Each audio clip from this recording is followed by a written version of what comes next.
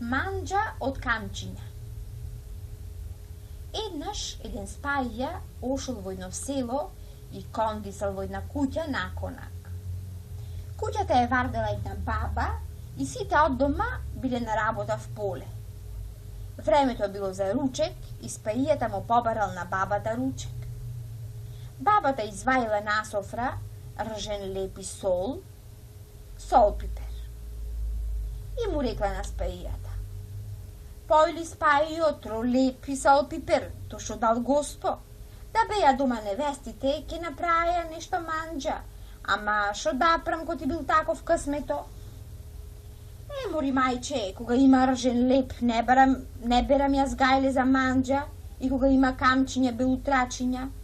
Јас од нив знам многу уба манџа да правам. Ој надвор во дворо, собери колку еден грс камчиња, изми ги неколку води и клај ги во една тава со малку вода да зовријат, та да видиш шо манџа јас ке ти направам. Прсите да си ги изеш, му рекол спајјата. Бабата виде не виде, ошла надвор, собрала камчина и запалила оган. Спајјата ја натерал да дојси малку мас и брашно, запржил каша, ги клал камчињата в тава, турил вода и се повариле малку. Ја извел тавата на софра и му рекол на бабата да ручаат. Бабата била цела во чудо шо манџа ќе биде ова со камчина и со голем кеф седнала и таа да руча. Спајјата си макнал ржан леп со кашата и си јадел. Ке фател и некое камче однатре, ке го ишмукал и ке го остел на софрата. Фатила и бабата да јади.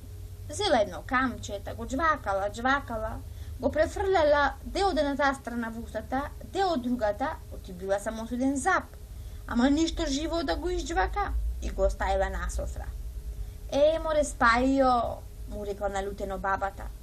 Ваква манџа ме учиш да прам? Ти камчињата ги кладе колку за унер и колку јас да си го скршам и овој зап што го имам.